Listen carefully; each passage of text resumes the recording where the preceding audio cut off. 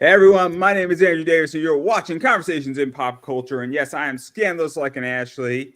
And I have with me trading card and comic creator RJ Williams. So welcome to the show. Hey Andrew, thanks for having me.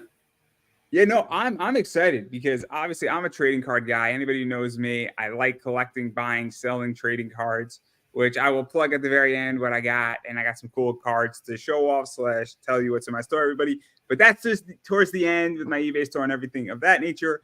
But obviously, I'm excited to have you on because you got a lot of stuff going on with a trading card that's on Fund My Comic right now, as well as you do have a comic book that's being made. But before we get into both of those things, why don't we kind of talk a little about who you are? Because you're not just coming into comics raw. There's some interesting little facts that you've done before. You obviously are in EMS, firefighting, and that stuff, which is your shoot job. Hopefully, I didn't out you. Hopefully, if I did, I'm sorry. All But good. it's a noble profession. It's a noble profession. So Oh, thank you. No, you didn't dox me or anything. People still got to find out where I am. yeah, hopefully I didn't dox you. You know, I what would be mean, the coolest thing though hopefully. if I were out there in the world one day and then someone's like, "Hey, you're RJ." You'd be like, I know, You're I pretty just far saved away your from that. life. You'd be like, you like resuscitate them, and they're like, I know who you are. You did that trading card. Yeah. By the way, I didn't get mine. Could you, Yeah. no, but all jokes aside, obviously, who are you for those who don't know and everything of that nature before we get into the trading card in the comic, because you have an artistic background. I do. Yeah, I've been writing fiction just kind of as a hobby for a long time. It's kind of my outlet. Um, Also, happen to be friends with Lisa Foyles, who's the featured person in my trading card. You may know her from All That and Malcolm in the Middle. Um, it was actually her idea. She read a story of mine and said it kind of lends itself to animated form. So then I went ahead and I tried to learn how to write a comic book, and in the process, started following artists. Kind of came across Luke Stone on Twix, sometimes Twitter, sometimes X, left tricks, white tricks. No, but yeah, I started talking to Luke Stone. He's now my artist, which is great because I think he's an excellent sequential artist. And in the process of talking to all these artists on Twitter, I learned that I happen to live by Mike Baron. And he is started talking to Mike Baron. He agreed to be my editor, so he's actually the editor for this comic book as well. So let's talk about the book then. So we'll start with Yeah, the book. So it's call sign Orin, I think it is, or Orion. Orion. My, Mm-hmm. my, my, my bad there. All good. But so what is the story? Because you're in the process of writing it, getting the art for it. I don't Mm-hmm. think you have a Kickstarter or a Fund My Comic or an Indiegogo or anything of that nature out yet built for it, because I think you're developing it. And correct me if I'm wrong, but I think you want to at least have some pages done, if not the whole book Mm-hmm. done, before you release it. But what's the concept? What's the story? And what's all that stuff? Because I know you're updating people, I think, on your Substack, Mm-hmm. but there's people who are saying never heard of this book before. So, but it sounds Mm-hmm. interesting. Mm-hmm. Yeah. So the setting, it's 1,000. It's basically all the types of sci-fi that I love because I'm a longtime sci-fi fan. Started with Star Wars, which I learned as an adult is science fantasy. As a kid, you don't care. It's a fun story in space. Um, and yeah, I kind of incorporated a little bit of Battlestar Galactica, Starship Troopers, um, Brave New World, and just all the dystopian and all the sci-fi that I love. Kind of threw it all into one thing. So the setting is basically 1,000 years in the future. We've populated other planets, terraformed other planets.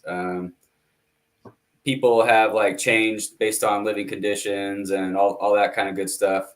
Um, Earth has become like an expansionist kind of empire, and there's a lot of different factions going on. Um, and the main character is the leader of what's basically Earth's version of the Navy SEALs. They're called the Alphas, and his name is Orion, or at least that's his call sign. It's not his real name. You got to buy the book to find out more of his backstory, though. Yeah, right now I'm holding actually a pop socket. If you subscribe to the Substack, you'll get a free one of these. Just got to reply to the email with your address, and I'll send you a free Orion pop socket. This guy's the original drawing of JP7 art over on Twitter. I don't know if you can see how shiny it is. It's pretty neat.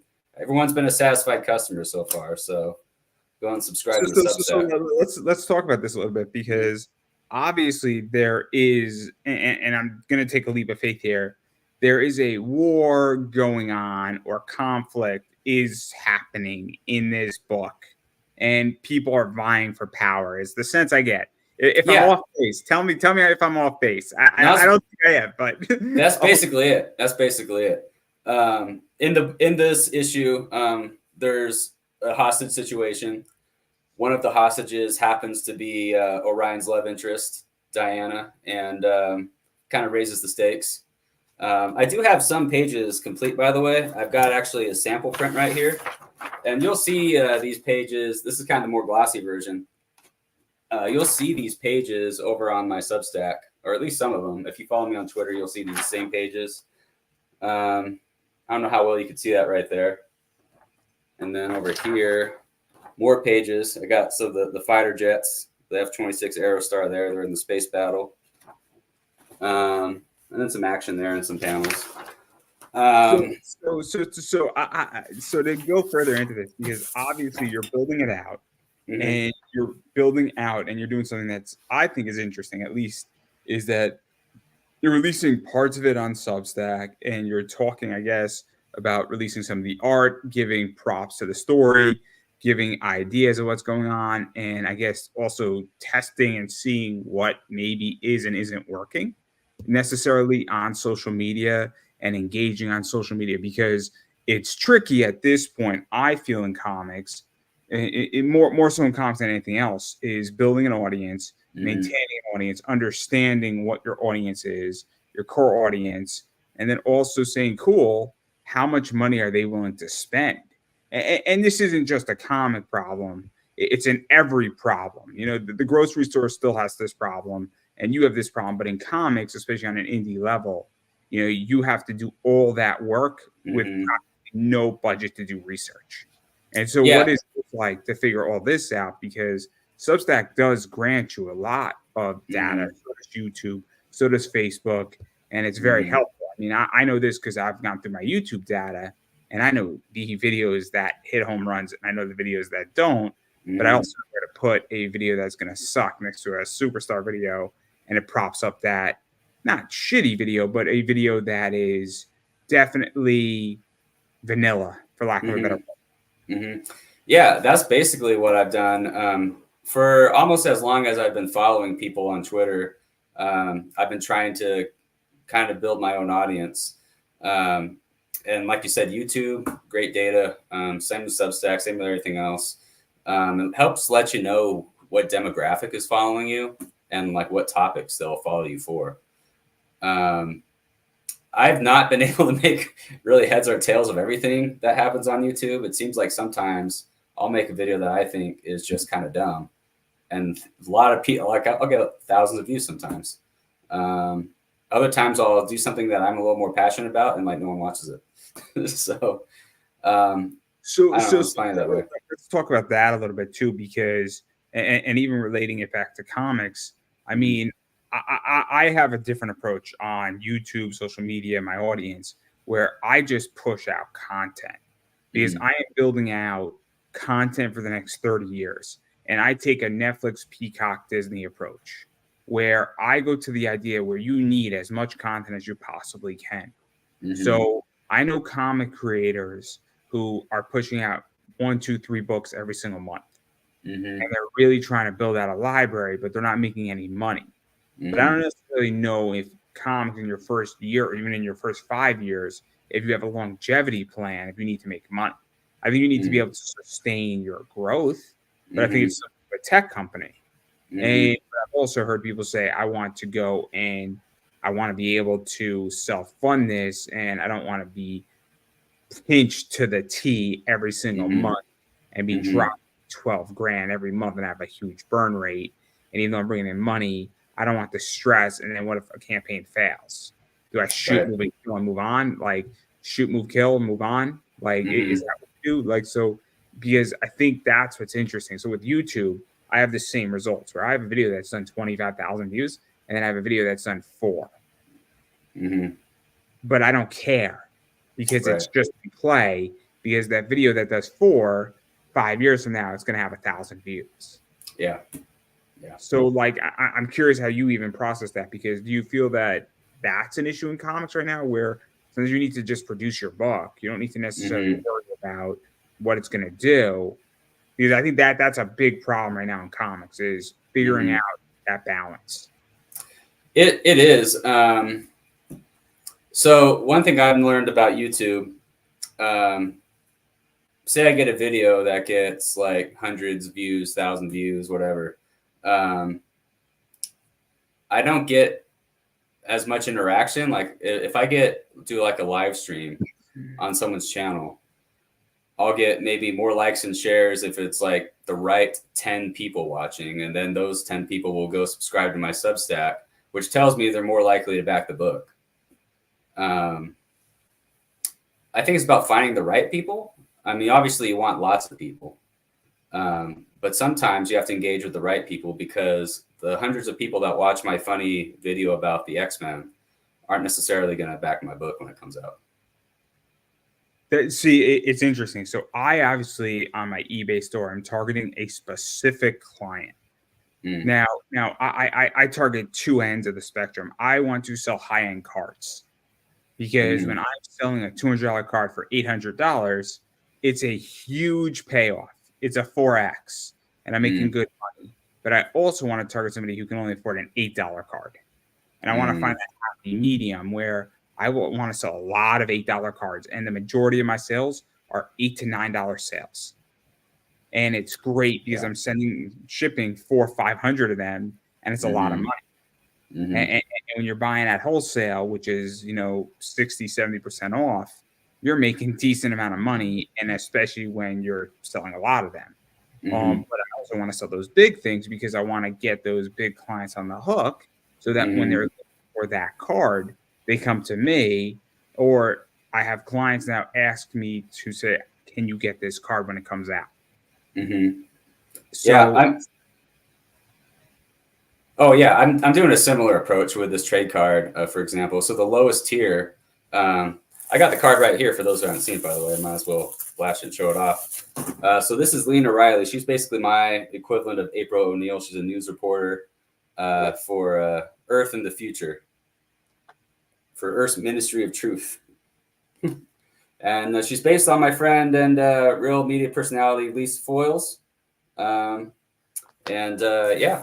She'll be helping promote it. She's got a busy road schedule with her band, doing the residency in Vegas and everything, and for all that reunions. SplatCon, she'll be there pretty soon. So we're gonna talk about the card. Don't worry, I promise. We're gonna talk about the card. I just thought I'd show it off. The little things that I've already got. But this is interesting, because Tyler Carpenter talks about funnels. And he talks a lot about this, and I like funnels. I recommended Russell Brunson's book, all 3 of them, which talk about funnels. Hook, Story, Offer. Kickstarter is a gigantic funnel. By definition, Fund My Comic is a funnel. It's just a clean looking funnel with a open landing page with several exits into whatever reward you want. And it's great. But you mentioned about YouTube. So obviously I want to lead people. So YouTube for me and my interview show is a self-contained product, but it obviously has exits outward. But it also gives me insight, and it's a research arm for my eBay business, that because whenever you speak to enough people, you're going to find and get tidbits of information, and it's like Velcro. I had a professor, Paul Levitz, explain that a good writer's mind is like Velcro. And for those who don't know who Paul Levitz is, he ran DC Comics for 12 years. So very important person to know. But very, very interesting class, writing for the media. Fascinating class. But the point I'm making is that what is that like? Because that, I think, is also where a lot of people in comics fail too, is that you don't necessarily need to have a show, but you need to have some methodology of directing people to where you want them to go to back your book. Mhm. Because I don't think anymore that you can just put a project up on Kickstarter, Zoop, Fund My Comic, and expect to be funded with your goal by yourself. Yeah. I think those days are long gone. And Yeah. I think people need to have a real understanding. Are you going to use Facebook ads? Are you going to use YouTube? Are you using interviews? Are you going to use other people? Or are you just Mhm. going to post relentlessly with awesome things that attract people's attention? Like there are Mhm. pictures that get people interested, or are you going to use a fun, sexy title? I mean, I'm trying to think Yeah. of a book that you had to buy because of the title. I can't Hmm. think of something off the top of my head. I got one, a novel, Razor Girl. Huh. Razor Yeah. Girl.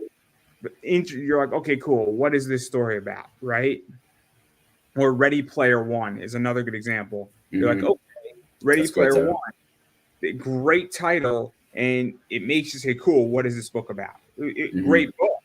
The title definitely helped, is the point. Mhm.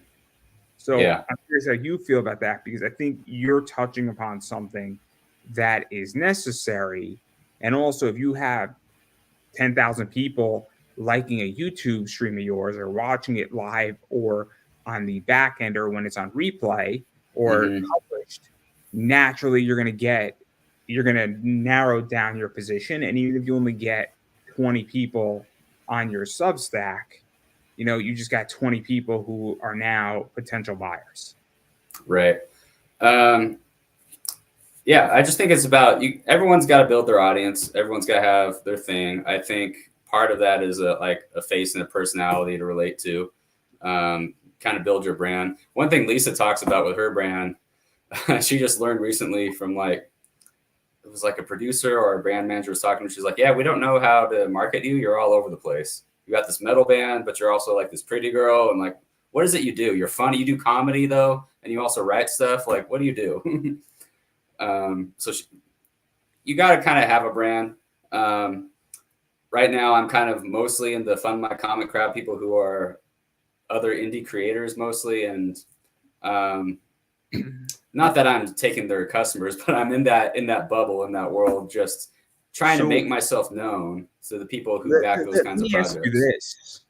So I'm curious because I stopped promoting on Facebook heavily. No Doesn't one's mean on Facebook. what? It seems like no one's on Facebook as bots and So, groups.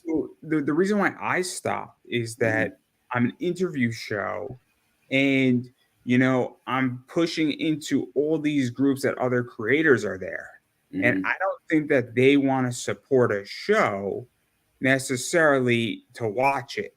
And so I just get the sense that that's not where the audience is, right? Mm-hmm. And what I found out, and part of how I started growing on YouTube, is I started actually producing content and started really building out my YouTube community page. Mm-hmm. And effectively, I started tagging appropriately. And I said, cool, if I am a fan of a voice actor, what tag is going to get my person to this interview effectively? And what tag and what videos is this going to be tagged that'll get a video recommendation? And so I started thinking very different and started thinking fan centric. Mm-hmm. And so I don't think that necessarily these Facebook groups are fan centric. And this is my problem, is that I want to be fan centric because my fans are what are the views. And then Mm-hmm. it's the same thing when I'm selling somebody a high-end collectible, most likely they're not another creator, they're a fan of the product. So I Mm-hmm. have to think of it that way, where I'm selling a lot of sports cards. And so Mm-hmm. I just sold a New York Mets card and they're in the postseason. Guy's a fan of Francisco Lindor. Mm-hmm. So I should not be targeting a baseball member. Actually, that's not true. I should probably target a baseball memorabilia group. That's a bad example, but I shouldn't be targeting a Major League Baseball fantasy group, is the point. So Right. like, I'm curious how you feel about that, because once you start becoming tribal, Mm-hmm. I don't know if that's good for business. Yeah, I mean it's kind of both, and I think because I reach out to a lot of those same groups and talk to I do want to reach fans. I want to reach as many people as possible, but obviously fans are going to be more viable for a business. Um, but not all. It's like if you think of it as a Venn diagram, I think there is definitely an overlap between like the community of creators who support each other on Kickstarter, on Fund My Comic, whatever it is. And then the fans, and then there's fans who back comic books and create comic books. Trying to hit all those bases, I guess. No, I get it. In which that I'm not anti that either, but I really say, cool, who are my fans? And I start with the biggest group first. And I also start with the lowest hanging fruit first. And this is why I think this is interesting. So, like, I think your Substack is fascinating. I think it's actually a very interesting, end result on the end funnel. And I think that's fascinating because I also think it's interesting when you start talking about this is where we are at with the comic and this is where we're going with it. Because I also think it's honesty to some degree, and I think it keeps you honest. Because let's say that you're 8 pages in and you're releasing previews and things, and then you take a left turn in your book. I'm like, I don't like this anymore. I now know what I can expect. And I think that's another problem in comics. And I think that your whole Substack with this book and your journey of it is really interesting to that degree, because at least it's telling me, hey, this is a military fighting type book with a slight love interest in there, but it's not a romantic comedy. Yeah, for sure. I'm sure there's some romantic elements and some funny things that are going to be in this comic book at some point, but this isn't, How to Lose a Guy in 10 days. Yeah. As much as I enjoy that movie, as everybody else did, it's not that movie. And I think that's a problem, though, also in comics, because I don't know how many projects you backed on Kickstarter from my comic, but there's about 10 that I'm like, I love the name of your book. I love how you described it. I open it up, and within 10 pages, I'm like, this is completely different than what I just was sold. Yeah. You don't want that. Sorry. Especially when you just spend $30 for a book. Yeah, that's a lot to spend for a book. And like you said, you want those you want the volume of the less expensive product, but also the people are going to spend more money on the bigger product. I don't know if I mentioned it when we were on that subject. I'm trying to do kind of a similar strategy on Fund My Comic for the campaign, for the trade card campaign. Because if you spend like $10, you just get the card. I did. Sorry. We'll talk about the trading card because. Anyway, just as the tiers and business model sort of thing you were talking about, like $30, that just got my head back in there. Whereas you were saying like $30 for a book, and then it's not what you expected by page 10, which for a comic book, depending on how long it is, that's a big chunk of the book, and then you're like disappointed at some point. There was a book, and I tell this story, and he's a friend of mine. The character, she's a complete bitch, okay, and she's had a hard life, and this woman lost her son, and she's a complete bitch. There's another word, but I'm not going to use it. Okay, we all know what word I'm talking about.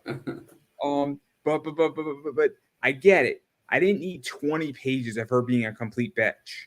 Okay. Right. I needed 5. That's why I get an editor, by the way.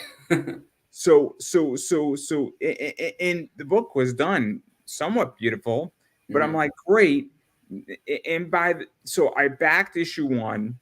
It was $20. I said, cool, I'll go for another issue. I backed issue 2. And after that, I'm like, okay, finally, we're now getting to the heart of the story, and we're getting to where we should have been by page 16 in issue 1.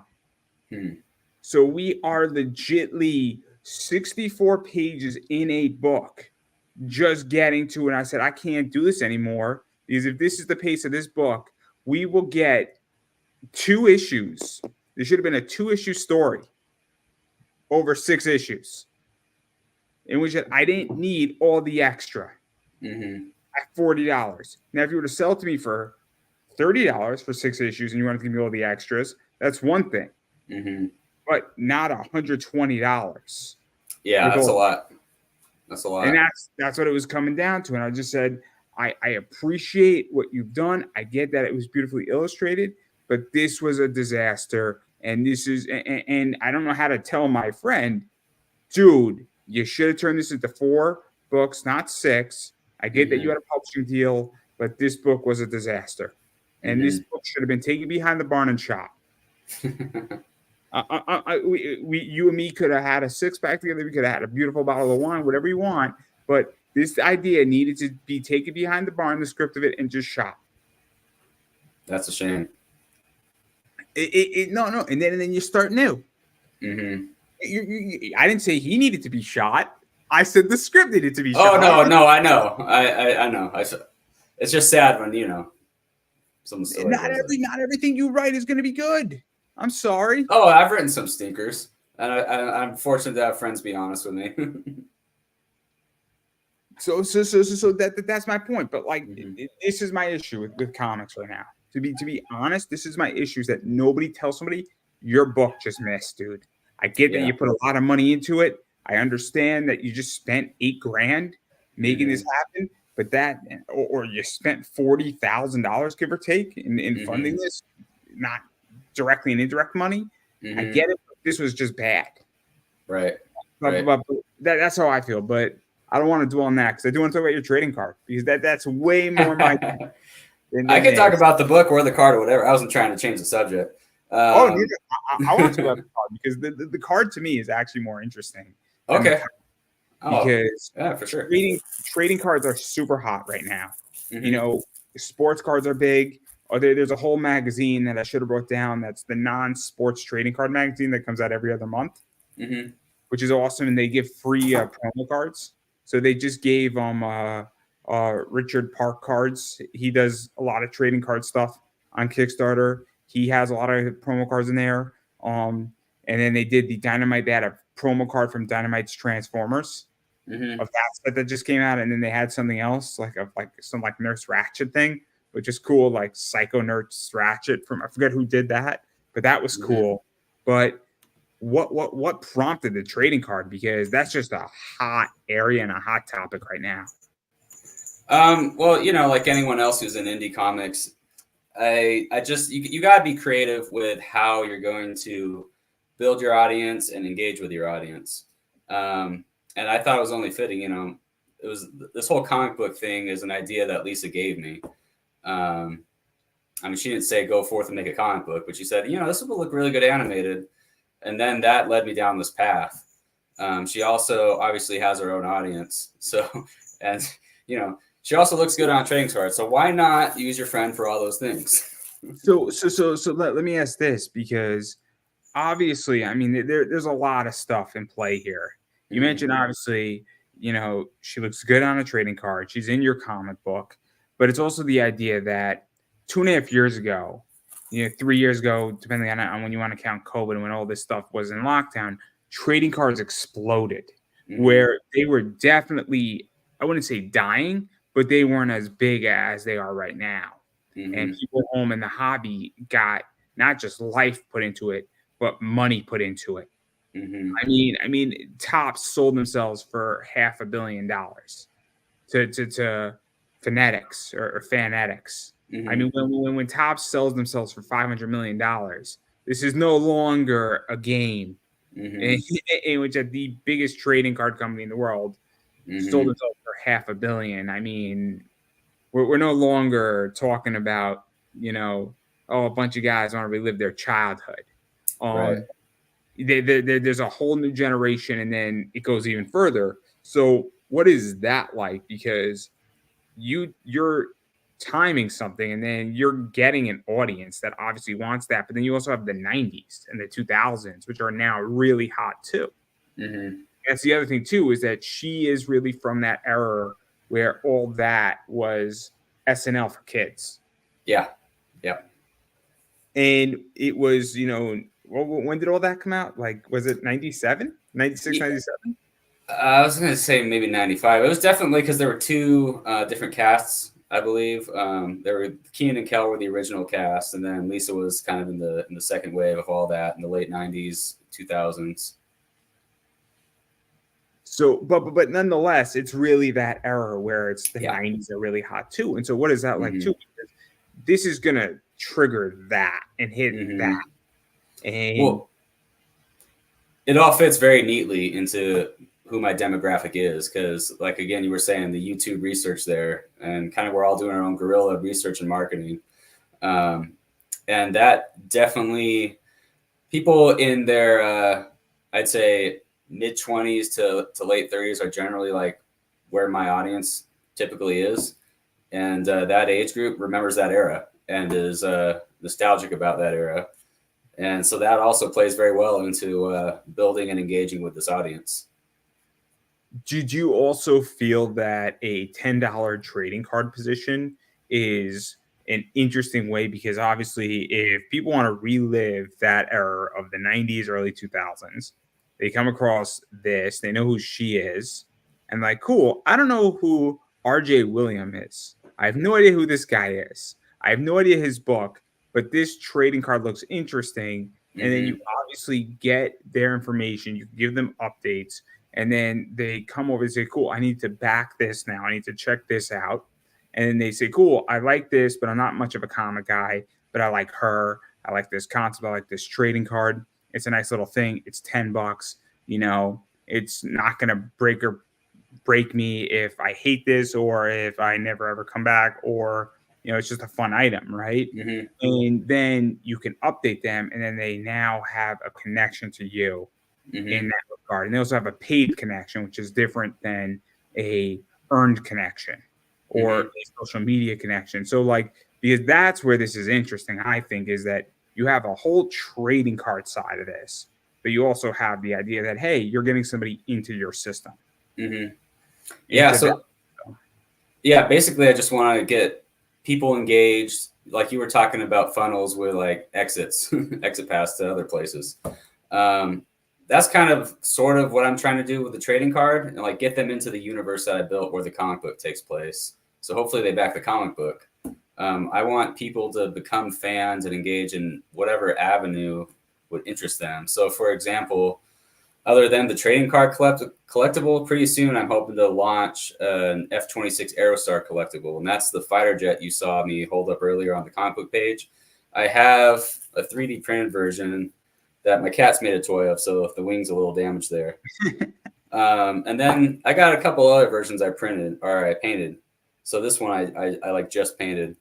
I went to the Warhammer store, learned how to paint these. I'm perfecting it, and when I do get better at it, I'll put up several tiers because I know some people would like to paint them on their own. I'll paint some myself that are actually But let me ask quality.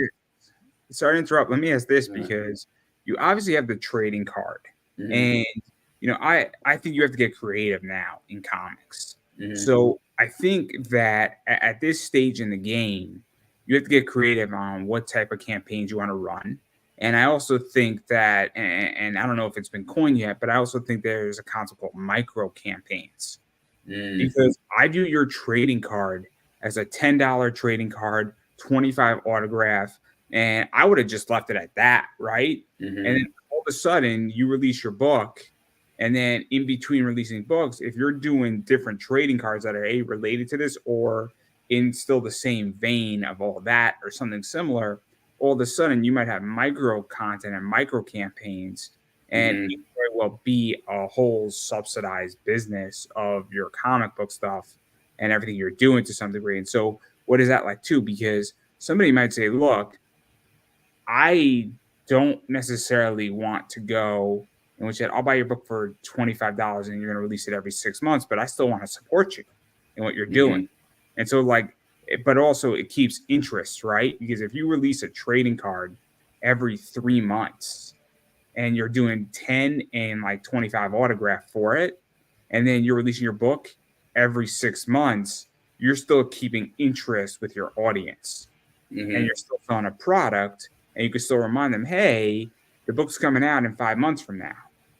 Because I think that's also part of the issue, is that you got to remind me of when Mhm. your project is, because I can't tell you how many projects I missed on crowdfunders because there's so much stuff and nobody's talking to me, and Yeah. things get lost in the shuffle. So, I mean, I'm curious about that because I'm looking at your trading card very different than other people. I'm looking at Mm. as a reminder and also relevance. Yeah, I mean, that's kind of the intention. Same with the Substack, because that's just not only is it a landing page where I could build a mailing list, but it's a way to engage with people. Substack just lends itself to that. I write an article about something I find interesting, an update on the book, an update on the card, an update on the miniature. I had one guy specifically request a patch for the alphas that he could like put onto a bag or something, or a jacket. And I thought that's a great idea. Maybe I'll do that at some point. But it's all about just getting people's interest and then engaging with them. Like you were saying, this trading card, it's also a reminder. The Substack, it's a reminder of what's going on. It's updates. So to even go further into this though, because obviously, given that it's all that and who she is and everything that she's done, I mean, it's only at like $90, which is a little shocking. I mean, because to me, like, and so what is that like too? Because to me, it seems that something's not hitting, and I'm going to call it out what it is. I'm going to tell you exactly what it looks like. Is I look at this, and I'm like, this is really kind of cool. If you're a '90s person, this is right up that alley of '90s memorabilia that's relatively cheap for $10 to get a trading card.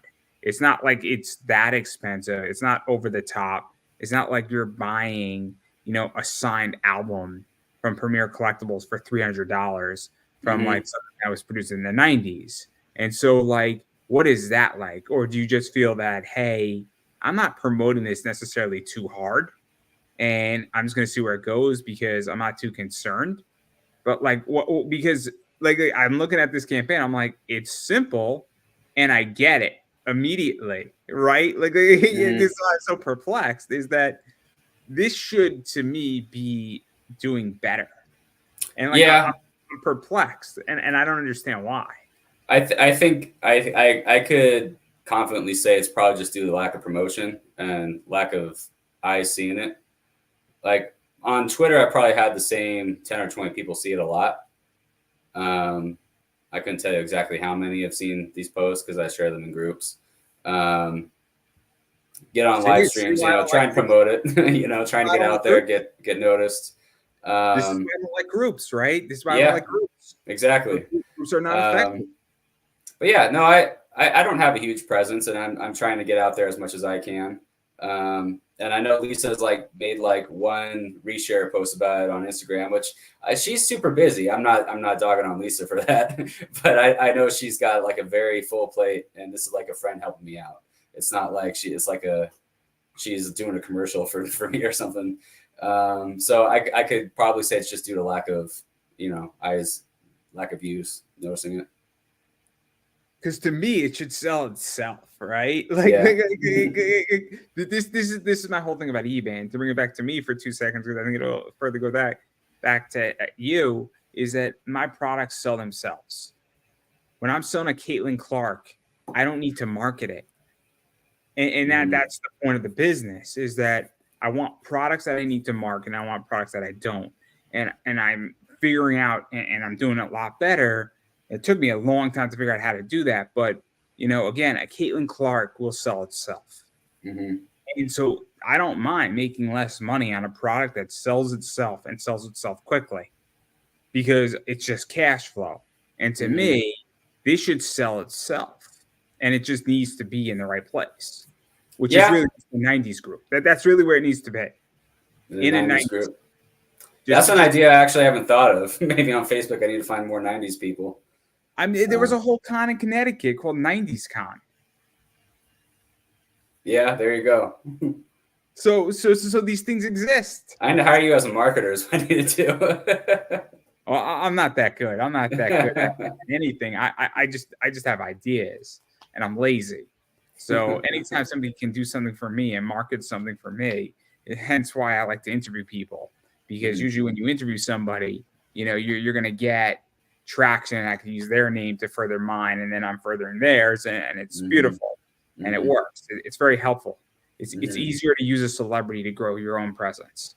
Right. But it's an even exchange. It's an even exchange. I'm giving the person media, and they're giving me their credibility and their name, and everybody wins. and I cut up micro. Enough's enough about that. But anyway, but no, because I find this whole thing interesting. But again, this is why I bring this up, because I'm looking at it, and it's tricky because crowdfunding right now, I think, is really, really complicated. Mm-hmm. It is. I look at Kickstarters, I look at other people in this space, and I'm like, I don't think you guys are doing that great. And also, things are really, really expensive right now. Mm-hmm. Print books is expensive. Artists have gotten more expensive. Covers have gotten more expensive. I don't know what shipping has gotten more expensive. I mean, you could laugh at me when I tell you this. To ship a card 2 months ago was 64 cents. To ship a card today, I'll show the dimension of the card. To ship a card like this in a standard envelope is 69 cents. Now, before anybody gives me shit for that, let me explain. When you're shipping 400 cards in a month, 5 cents adds up really, really, really fast. So that's my point, is that, and that's a thing, shipping a book like this, which is a comic book, which is my next guest at 9:00. He did this book. That has gone up by $1. So, I mean, I'm curious how you feel about all this, because that's why it's so interesting. Because I look at Fund My Comic, I look at Kickstarter, I look at Zoop, I look at Indiegogo, and I look at all these platforms, and I'm like, nobody's doing great right now. I feel nobody's doing good collectively. Yeah, I mean, I guess it depends on what your metric is. Let me rephrase. Sorry to cut you off. 2.5 years ago, a lot of people were funding $5,000 campaigns in a week. Mm-hmm. Now they're funding that in 10 days. Mm-hmm. So it's taking 3 more days, or it's taking 2 weeks and not 1 week, which means that, yeah, you reach your goal, and that's good. And if you built in 20% over what you needed, you're doing great and you funded.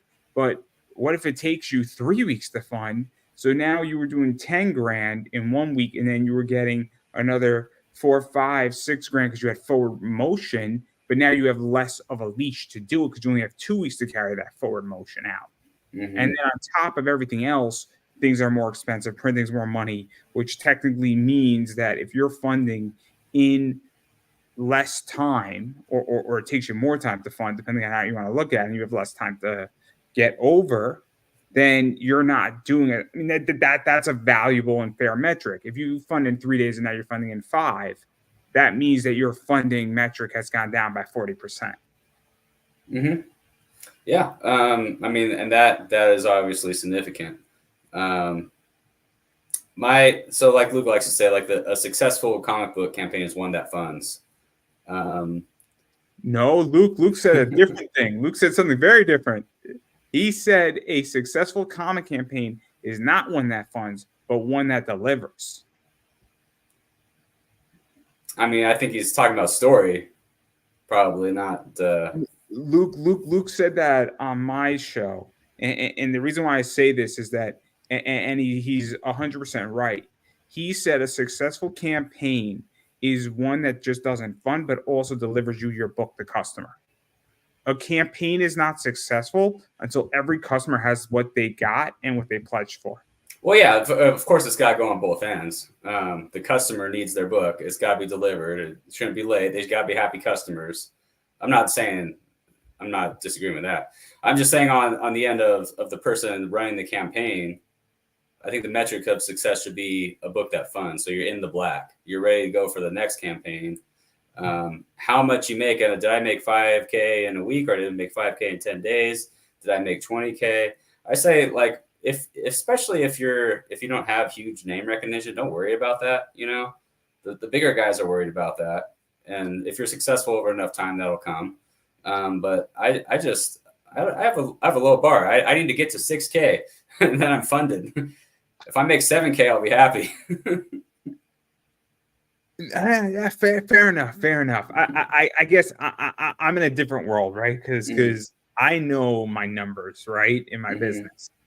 I know that So I just sold a $200 card, and Mm-hmm. I sold it for $375. I know exactly how much where my break even point was on a $250 card after paying taxes. Not even taxes calculated.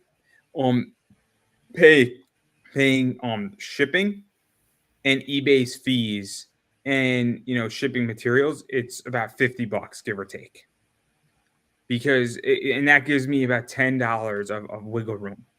Mm-hmm. So it is a 25% position. eBay takes 13% of that. The other 12% is everything else that is necessary. So Mm-hmm. the break even point on a $200 card is 250. Mm-hmm. So when somebody offers me 275, I can't take 275, and I politely explain to somebody, "Hey, look, the margins are razor thin." On Mm-hmm. 275, I would make about $15. At Mm-hmm. 375, I make more like 110. Mm-hmm. So, but if somebody offered me 350, I would take it, right? I mean, I'm gonna fight tooth and nail to get as much as I can, but again, the objective is to get in and out and become profitable. So I'm not Mm-hmm. knocking profitability. So if your bottom line is 4,500 and you need five and you get to five, you're technically successful. But the Mm-hmm. real question is that what did it cost you? Also, Mm-hmm. how stressful was it? And Mm-hmm. is this the best way to do it? And Mm-hmm. where I think this gets really interesting is that so obviously the first thing is I agree with you is to get to your 6K, whatever you need to get to. But also, I mean, the other thing about this is that is your objective also to say, look, I want to get to six on the first one, then keep going, and I got four in the series, and as I progressively grow, I'll make more and more money, and that if I assume slight debt in the first one or lose money on the first one, the objective is that you make money on the trade.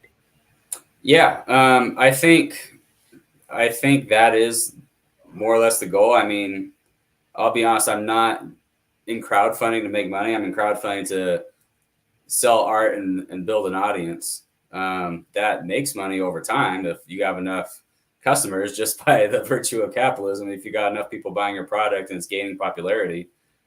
um, did you freeze there? Okay, I Oh see no, you no, I didn't freeze. moving I was just now. staying still for a sec. But yeah, my goal is to, if I get into black, if I make 6K, I'll be happy. Everything else is just chili on the fries at that point. But yeah, I would like to keep making more stories and have this to be a self-sustaining thing. So I had this discussion with somebody, and I made a recommendation to them, and I'm curious what you think of it. So obviously we were speaking on my business, and this will relate back, is that I run an eBay business and I siphon my profits out into dividend producing assets. And ideally, what I'm eventually going to build is I'm going to build a holding company. So essentially, my eBay and the way I run my eBay business is that I buy assets and they're holdings, and then I sell those holdings, and then my eBay business pays me a distribution out of something that is a healthy distribution. So on that Francisco Lindor card, 110, I might take $40 out and, set some money aside for taxes out of that 70, set aside money for retained earnings, obviously potentially just keep some money in case of an emergency, but then I might take $40 and buy a stock. So, I mean, one of the things that I was saying to somebody is that maybe you should run your comic business like a holding company. Meaning that you create an LLC holding company. It holds the IP and the positions. It doesn't necessarily need to make money today, but if the whole holding company, you have 10 IPs in there, are making money, you then can take a distribution. And it doesn't matter if property A is profitable. It matters if the whole property and everything inside the holding is. And this Yeah. is something that I think that people in comics don't get. And so the reason why I'm bringing it up is that seems like a much better business model than what everybody's doing right now in comics. Yeah. I know a few people are doing that. I'm doing that actually. Yeah. My LLC is called Orion Press after my main character. And that is more or less the plan. Like I said, this comic book, it takes place in the whole universe that I built. I call it the Diaspora universe. And I hope one day that becomes an IP that people follow and recognize. Probably won't be George Lucas. Who knows? But that's the idea. Because I think that's the issue, and I think it's the Mm. thing that's not spoken about in comics is how Mm. do you set it up, and also what's in your holding company. Is this trading card in the holding company? Because to be quite honest, I mean, I don't know how many you're printing of them, and obviously this is a picture of it for those who don't, and this is her. This is what she looks like, and I don't know if there's anything that I missed on the campaign, but that's the campaign. Mm-hmm. But I mean, again, all of a sudden, I don't know how many of these you're printing. I don't know how limited it is. But that's the other thing too, is that again, if you have 300 that you're going to print, I mean, that also creates a whole different dynamic too, because this could also be very different at a con versus online. Mm-hmm. Because trading cards at a convention, and I don't know if you've ever been to a sports trading card convention, but it's a very different environment. The way people's faces are when they're opening up packs, and you could see just pure joy when people are buying trading cards and Pokemon cards and like sports cards. Mm-hmm. There's nothing like it in person, because trading cards are a very in-person thing. Yeah, they totally are. Sorry, what was the question? Oh no! I was asking, is that how many are you printing of this card?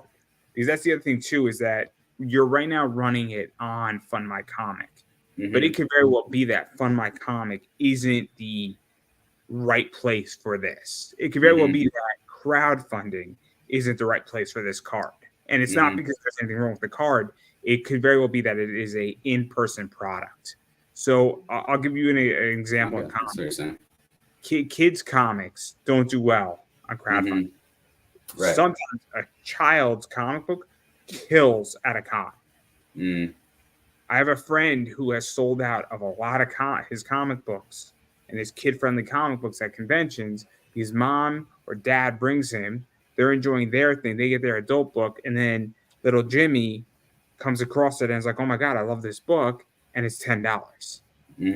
Little Jimmy has something that's appropriate for him. And mom and dad feel guilty because there was nothing there for him. So they're willing to spend any amount of money because they want him to have something too. And then he reads it and it's great. So, yeah, I mean, a con might be good. I know Lisa does cons sometimes. Like I said, this is kind of a friend helping me out. This is not, but I'm not, it's still early days in marketing. I think, how long has it been? Maybe a month now, the campaign. It says like 100 in the first 120 days. It hasn't been, I could tell you with full certainty, it hasn't been 120 days. I'm not sure why. I think Fund My Comic just automatically says that. It probably has its own benchmarks. But yeah, it is an in-person thing. And that's probably on me. I didn't go out and do more like hitting the pavement, knocking down doors kind of thing, where the customers are. So let me ask this, because how many are going to be printed on this? Because that's the other thing too, because I love exclusivity. This is a good example, right? There is only 23 of this card in the world. So this it's not going to be that exclusive. I get it. I'm not saying make 23 of them, right? Yeah. But what I'm getting at though is that, is there going to be 100? It's going to be 200. It's going to be 500, because at a certain point, right? I like trading cards and I like unique things, right? And I don't mind having a print run of like a 10,000 trading card.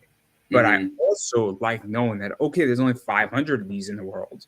And they're all sold out because, I'm a buyer, I'm a seller. And I like to know that there's value in my collection, And so, because if I know there's no need for me to buy this today, then I'm not going to go buy it. You know what I mean? But like, if I know there's only 300 these produced, and I know there's only 50 autographs, I might snag one of those really quickly because they might get sold out. And then also I'm like, fuck, I didn't get that. And then, it's on eBay and you're like, oh shit, it's a $200 card on eBay. Like, what the fuck? Right. Yeah. So you're onto what the purpose of the card is. It's to provide an avenue to get people interested in the book, and to get people engaged and engage with them as potential backers. So that's why the plan is to fund until we launch. That's why on the campaign, there's an option to pre-order the book with your card. It just allows you to what's encouraging to me, it's only 2 people that have backed. What's encouraging to me with the limited marketing and the people who have backed it are also ordering the book. So that tells me people are actually interested in the book. And then when the book does launch, when we have enough engagement, the card stops printing, and then you got a limited edition card. So it sort of depends on the backers, because the faster they back it, the faster we launch, and then the sooner it goes away. So it almost doesn't matter, because the card gains popularity up until launch date. The IP gains popularity, and no matter what, it's going to be pretty limited based on what it is. So does that answer the question? No. I get it. I get it. So how big is the card? Because it's 8x5. 8x5. It's bigger than most trading cards, I think. So it's a little bit bigger? Yeah. Like, I got other trading cards. They're pretty small. I think the one you held up was pretty small. Well, you're being facetious. Yeah, it's pretty large. Yeah, exactly. It's not a baseball card. It's something I want people to be able to, like, hold up, put up on a shelf and look at, Oh man, see, I like putting cards in my binder. That's the problem. I'm a binder pop culture guy. Like I love putting cards in my binder, and that's my whole thing. Is that because there's nothing that gives me more satisfaction when you have somebody over who's like a baseball, and you just start going through your binder, like, oh my god, you have that one and that one and that one, and like it's a weird thing when somebody's like, oh yeah, I'm a big card collector. I'm like, holy shit, you got that card? What the fuck, man? Can I buy it from you? Like yeah. But again, I'm a big card collector, so I will eventually back your campaign.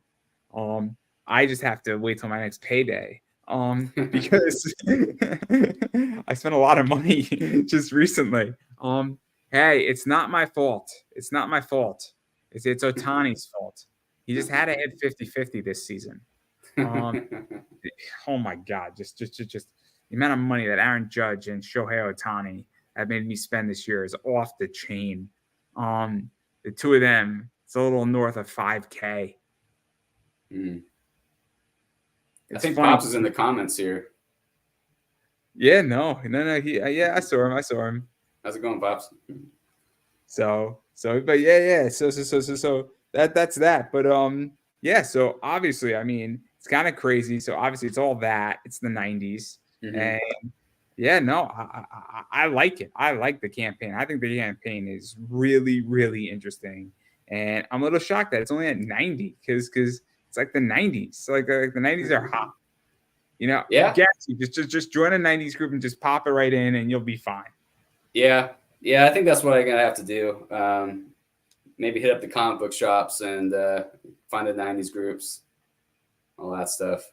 It's hard, man. It's a hustle when it's a hobby and you got a full-time job. I get it.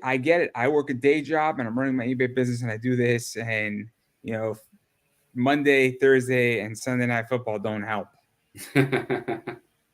Yeah. Oh my God. Just I get it. There's only so much that we can do. But I do want to back out of this.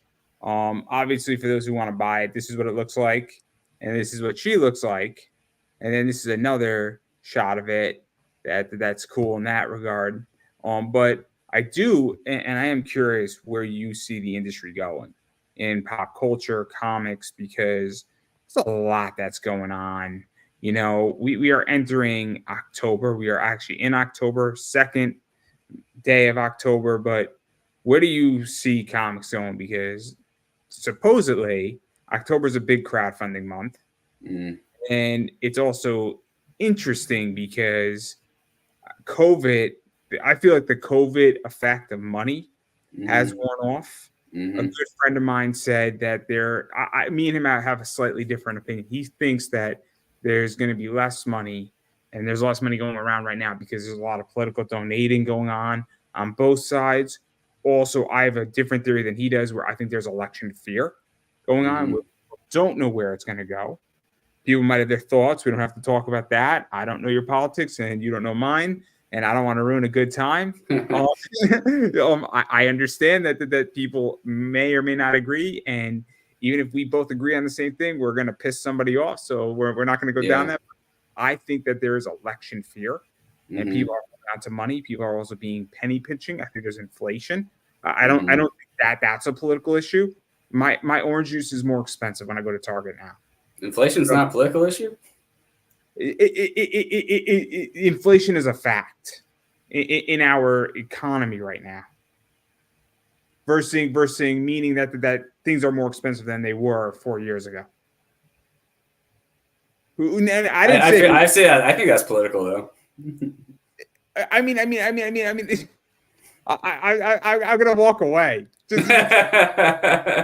My point I'm making is that when all of a sudden your food is more expensive, you have less money for leisure. Exactly. And that's where I'm going with this. I'm not trying to make this a political issue here. Oh, I know. I'm following you. I'm just teasing. I'm clearly not. I think this is a political issue here. But my point is that things are more expensive than they were for basic items. And I know because I was just in Target and my grocery bill was like $10 more. Then I was like, oh snap. And I was paying attention, and money's a little tight in my life right now till my next paycheck. And I'm like, okay, I now understand what this means.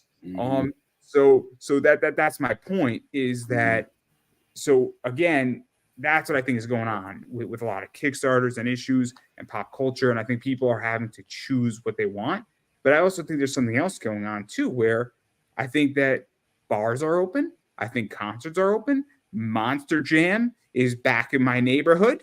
In a few weeks, I may or may not be going. I mean, have you seen a monster truck go on side to a donut? It's awesome, everybody. They fill up an arena where the 3 nights before Monster Jam, they're playing hockey and with dirt, and then a monster truck is doing like a backflip. It's amazing. It's absolutely amazing. But again, if I could choose to go to New York Comic Con or go to Monster Jam. One of those is going to be a lot more fun than the other. I guarantee you. And it's not New York Comic Con. Monster Jam will destroy New York Comic Con any day of the week. And if anybody would like to debate me on that, I'll take you to Monster Jam, and you'll understand why. I've been to Monster Jam. It's pretty awesome. I get where you're coming from there. But anyhow, I'm curious what you think, because I think there's more choice. I think things are more expensive. I also think that there's cheaper options to have a really, really good time in life. And I think that the COVID boost in comics has slightly worn off, if completely off. But I also think there's also a lot of product in comics right now, and that doesn't help. That doesn't help. I mean, there's legitimately 6 campaigns that are all the same right now on Kickstarter. I mean, you got to be different. Like, yeah. So, I guess a few things. I'll go down the line in my head here. I agree with you. I think there is election fear. I think people are penny pitching. I think inflation is a thing. Monster Jam is great. Monster Jam is great. I mean, without going too much into the inflation, it's obviously a fact of life. It's there. I think people are worried that it might get worse based on who wins. I think that's part of election uncertainty, why people don't spend money in an election or during election season. I think people are going to want to see where things go. There's another thing too. There's another thing that I didn't mention where Christmas season has started. Yeah. I think people forget that Christmas season starts now, kind of middle of September. Halloween's fun, Thanksgiving's fun, but those aren't expensive holidays, all things considering. A bag, your 6 bags of candy and your kid's Halloween costume should cost you $100 at the most. I'm not saying $100 is if you are struggling with money, $100 could be a huge thing for you, but $100 is not the problem. Halloween's not the problem. Thanksgiving's not the problem. But Christmas right now, people start gearing up for Christmas, start saving up money, start saying, cool, I want to, go buy my kids $400 worth of gifts. Okay, I need to start figuring out, making sure I got money to cover that, or I got to start buying those gifts now. Mm-hmm. Mm-hmm. Sorry for interrupting, but No, that's exactly it, and that's another tricky thing about this season. Um, that people are really just holding on to money right now. Um, will that have a long term effect on the industry? I think it depends on how the economy goes in the long run. I mean, every election season is like this. Every holiday season is like this. So that doesn't make this time unique.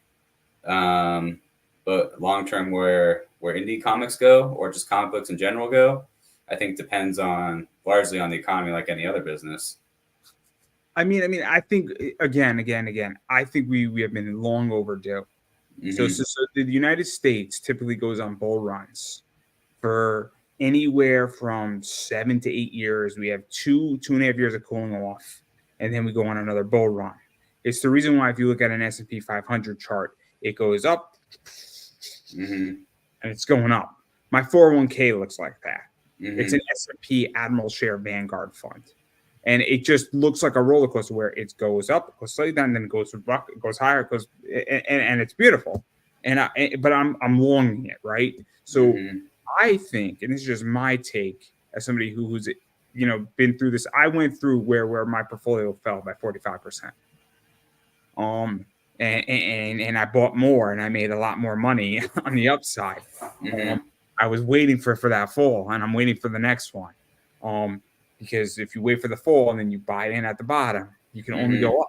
Mm-hmm. America is not failing, everybody. I guarantee you that. But that's a different podcast completely. But I do think, and my position is that I think that it's going to be a rough year, regardless of who's in the White House. I don't think it matters. I don't think it matters. I don't. I think it's going to be a rough year. I think it's going to be rough, and I think we just got to bottom out the cycle. And I think the best thing that could happen is let the economy do what the economy's got to do, and the less people start trying to control the economy, it will naturally. Capitalism always figures it out, and it's like water.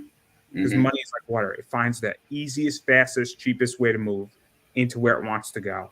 And guess what? That's what I think. So I think that if you hold on, just grab a life raft and hold on and ride the wave. Yeah, I agree. I think got to ride out the season and things will get better. So on that note, I think that's a good thing for indie comics and just the whole industry of comic books. Yeah, no, I mean, I agree, and that's what I think. But I'm always curious what other people think, because I view it as a macroeconomist and as a person who carries and buys a lot of collectibles, and I got a feeling. It's just my take in my business and what I have in my inventory in my store with certain cards and certain things. That right now they're not moving, and but what am I doing? I'm going to raise up my prices, because when the economy gets better, people are going to want it and people are going to spend the money for it. And that's what I think. And so I honestly think if you have rare books, or you have like a limited 10 and you have 5 of them left and they're not moving, I think in 3 months, if you're an indie comic person, you should raise up your prices. I don't think you should lower your prices. I think you should raise up your prices. If you can handle the debt, you should raise up your prices. Yeah. I mean, I agree. The part of what makes indies great is how limited they are. And on that note too, like having a product that's unique. I mean, not to knock anyone in particular, but you go on and like there's obviously genres that are more popular than the others, and I guess that helps them get backed, but it doesn't necessarily help someone stand out. We could look at this from just a television position, right? So I'm trying to think of a show that seems like every other show, right? Look at an anime position. You can look at an isekai, right? There's 20 isekais that all look the same. They're all enjoyable to watch. I enjoy watching them because I know the rules of the show, and I know show A, B, C, and D relatively are the same, right? But I know what I'm getting into, and I'm watching it because they're the same, right? But sometimes you want to watch something that is completely different. So I'm trying to think of something that Breaking Bad is a good example, right? Their are very few things that are similar to Breaking Bad. Mm-hmm. So, Totally. what'd you say?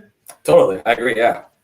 So again, that's why Breaking Bad was so popular, and it was arguably one of the most perfect shows ever created. Mm-hmm. But it was also so different on everything, and the philosophy and the thought process in that was off the chain. Mm-hmm. So that's my point about Breaking Bad. But like, you get a show like Naruto, there's a lot of shows that are similar to Naruto. But that doesn't mean it's bad. It just means that there's a lot of stuff. The only reason why Naruto stands out is that it was one of the first, and it's big and it's massive, and it has such a following that it's impossible for the thing to just die. Mm-hmm. So there you go. But yeah, I don't disagree. But obviously, we've been speaking for a while, over an hour, and I do want to give you a chance to promote yourself. So where could people find you, bother you, hit you up, back the campaign, check out what you're doing? Your call sign, baby on board. We could do Top Gun. We could do Top Gun all day. We could buzz the tower. Buzz the tower. My call sign would have to be Orion. I mean, I'm honestly into that kind of thing. Call sign Orion's my book. You could back the trade card campaign on fundmycomic.com. Can I drop a link in the comments here to? It's actually in the description. Oh, perfect. I'm a professional. You are a professional. What am I doing? So link in the description. That's where you can find the campaign on Fund My Comic. You can also find me on Substack, RJ William. Go and subscribe to my Substack, and you will get a free pop socket.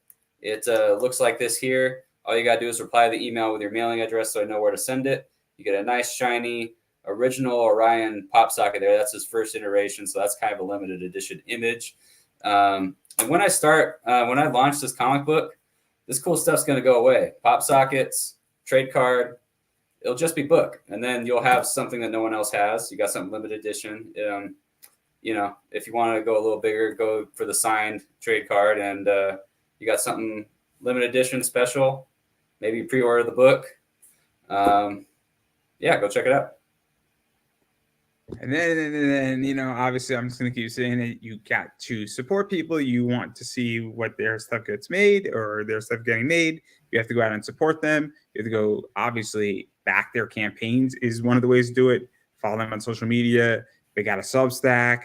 They have a YouTube channel, all that stuff. It makes a big difference. Also, just liking somebody's post on X, Twitter, Facebook, Instagram, it helps too. It really does. Leaving a comment helps. Sending somebody a direct message if their direct messages are open, all that stuff is really cool. So that helps as well. And there's been plenty of people who said, hey, I really enjoyed your interview, and that sometimes is just as helpful, if not more helpful, because you never know who's having a rough day or just needs, hey, really enjoyed what you did. I really appreciate you did such a thing, right? That interview made my day. Like, I've had people email me on interviews. They're like, oh, man, you interviewed Brian Donovan, who plays Rock Lee from Naruto. Oh, I love this character. This made my whole week, man. So and it goes a long way because it makes people need to feel appreciated. It is all I'm going with on that. And then as far as I'm concerned, obviously I have Pop Anime Comics, which is Twitter/X, Pop Anime Comics on Instagram, Pop Anime Comics on the Facebook, Pop Anime Comics on TikTok, Pop Anime Comics on YouTube. Obviously, I got a lot of content. I got 1,600 videos on YouTube. A lot of content, really cool stuff, all that fun stuff. And then I got some other stuff as well. And then I also have this right here, which is my eBay store. And so I got that. Look for comics and collectibles. Come shop with us on eBay. And then, obviously we got that. And then I was going to state one more thing. And I also have my nice, and then I sell some other stuff also. This is a card I sell. This is cards I sell. This is cards I sell. And then I sell a lot of cool stuff like this as well, which is a base relic. And I do sell cool stuff like this. And I have all 15 of those. So if you want one of those in foil, I got you covered. And then we are on the farewell tour. So I do have these available, which are my John Cena cards. And people are reporting that they can't see them. So it's an odd thing. I don't know why. I just don't get it. I don't understand why people can't see it. I just don't get it. It's odd to me, but hey, you do you. And then, obviously I do have a Cash App. This is my Cash App. Give me $1. So it's appreciated. I appreciate everybody who gives me $1 because, well, independent media is really hard to run, and every dollar helps to keep this free and active and moving forward. It is not a requirement. Obviously, it is appreciated, but more importantly, and I get it, money's tough, everybody. So if you can't afford it, don't worry about it. I got you covered. But if you can and you want to see and continue to see what I do and go forward, just give me $1 because monetization sucks on platforms as well as a bunch of other stuff. But if you can't give me $1, check me out on all my social media. And I think we're going to play a trailer. So hopefully we could do something like this. Okay.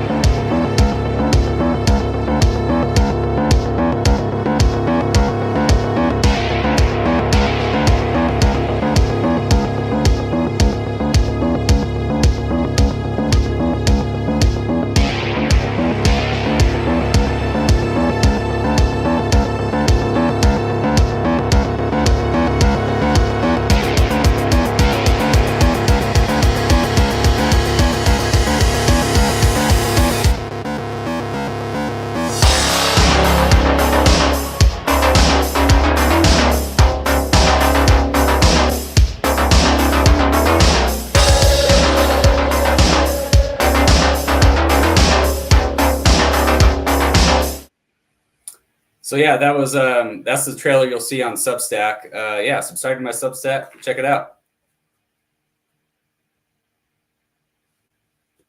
Am I muted? I think you're muted. I'm muted. My bad. It happens. I forget. But anyhow, what else do you have to promote, or is the Substack it and everything else we got? Yeah, subscribe to my Substack. If you're into trade cards, check out my campaign.